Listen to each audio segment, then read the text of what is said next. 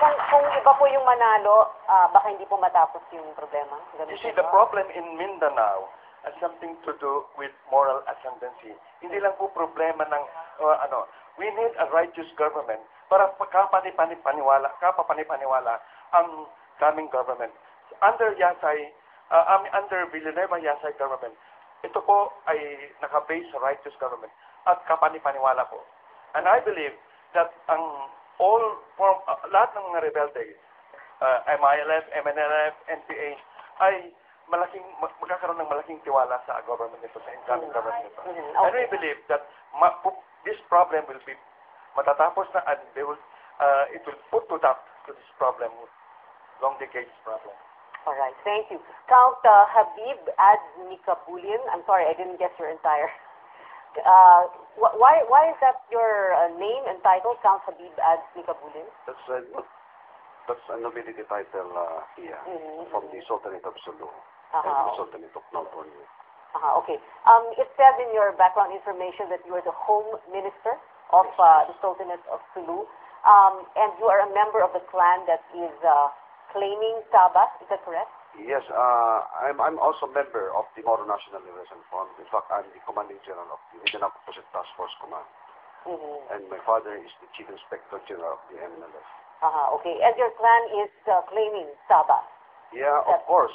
That is the standing claim up to this moment in time. Okay, but what is the situation right now? Because it's part of Malaysia, but you are the owners as Filipinos? No, it's very clear that the owner of the Sabah property is the Sultanate of Sulu, and the Sultan of Sulu, the 35th reigning Sultan of Sulu, His Majesty Sultan Muhammad Fuad Abdullah Kiram I, is pursuing that Sabah recovery at all costs.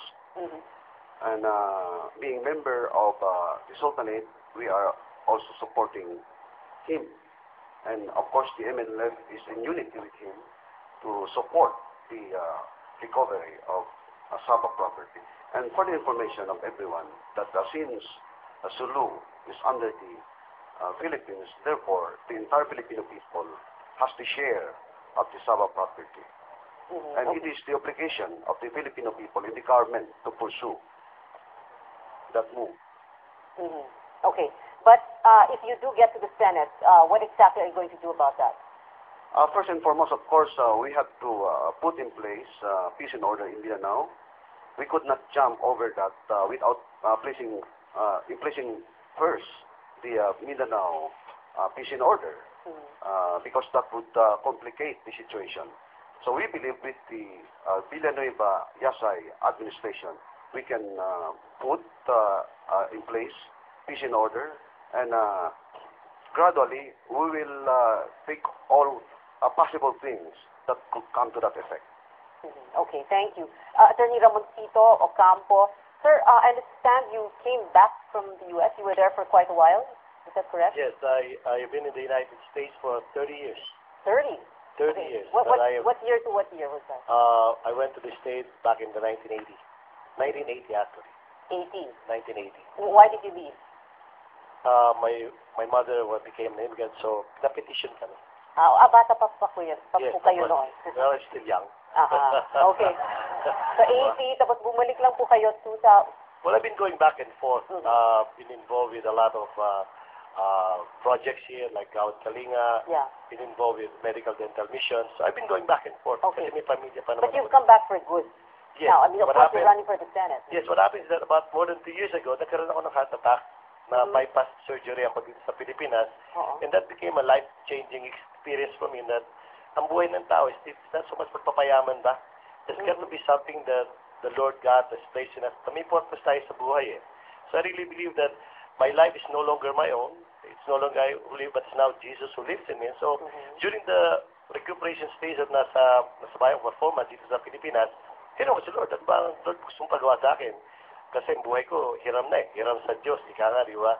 So, one of the things that He impressed upon me is that as an individual, I can only do so much eh.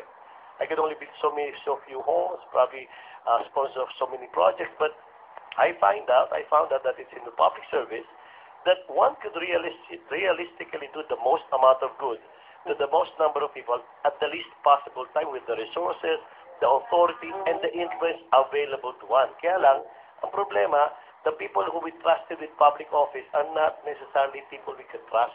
And if only the hands of authority will be given to people whose integrity is beyond question, who have really the rightful fear of God and love of country, I believe this country could really babangon talaga. Kaya nga when Brother Eddie, a lot of people don't realize this. Brother Eddie is the most visionary of all the candidates. Why do I say that? When he found that after 30 years in the United States, hindi pa ako US citizen, sabi niya, grabe ang patriotismo, grabe ang nationalismo. This is a message that must be heard by the Filipinos. Kasi ang Pilipino, masyado tayong fragmented ba? Bicolano, Kapampangan, kanya-kanya tayo. And yet, the Word of God says, if we love only those who love us, what credit is that to us? So, ang sinasabi niya, kami sa Amerika, we want to help the country. Ang problema namin, wala kami representasyon dito eh. We were told that out of the $18 billion worth of remittances, about 60-65% of that come from the United States. And yet, we have no representation. So sabi niya, the Philippines want to get involved. Ang problema ng Mindanao, problema dapat ng Manila, problema ng Manila, dapat yung problema ng Pilipino all over the world. So, we want to get involved in what we call nation building. And Brother Eddie saw that there's a need for our country to be nation builders once and for all. Let's build this country. Very briefly, no, and please be very direct to the point. If you do get to the Senate, what exactly are you going to do for that nation building? Well, for one thing, we have to mapabahay. Basically, I'm involved with Gawad Kalinga kasi.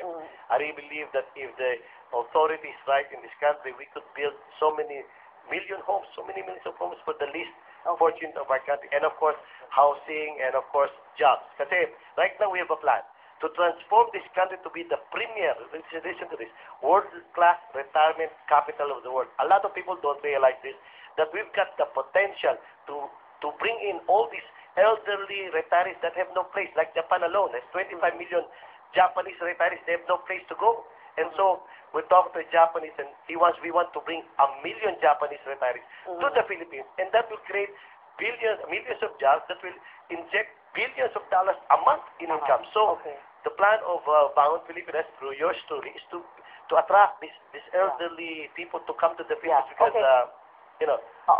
Is it true that you asked for the blessing of Brother Mike Velarde for your candidacy? Yes, El Shaddai po ba kayo? I'm an elder disciple of the El Shaddai Committee in the United States. So when Brother Eddie invited me, siyempre sabi ko, Brother Eddie, parang ibang I need to get partida. the permission of Brother Mike because he's my elder, no? Siya ang aming servant leader. And surprisingly, I was really surprised that Brother Mike, right there and then, did not even have a semblance of objection. Pumayag siya. In fact, in private talks with him, pumayag siya. So sabi ko, So, sino yung kandidato niya? well, right now, I'm telling you this. Right now, Brother Mike has never endorsed anybody. So if there's any candidate out there who's even counting his eggs right now, medyo ingat lang. Kasi Brother Mike would never endorse anybody. In fact, Bishop Bacani, our spiritual director, emphatically tells the El Shaddai Committee, do not vote because somebody told you to vote this candidate.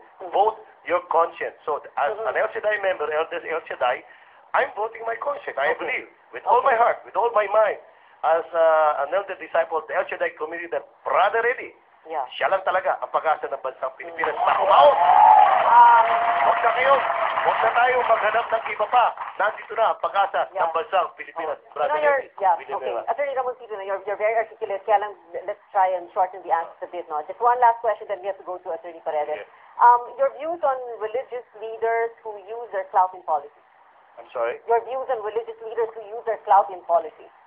Well, that's their discretion, of course. I believe that as a leader of a community, you have that, I would say, moral ascendancy. I would say that moral, I would say, duty to really lead your people to the right path. Kasi kung maliligaw yan. So that's probably, I think, that's something that's within the discretion, and rightfully so. Okay. Attorney Zosimo Paredes, sir, last Tuesday, andito po si JC De Los Reyes and the Ang Kapatiran. At sabi po niya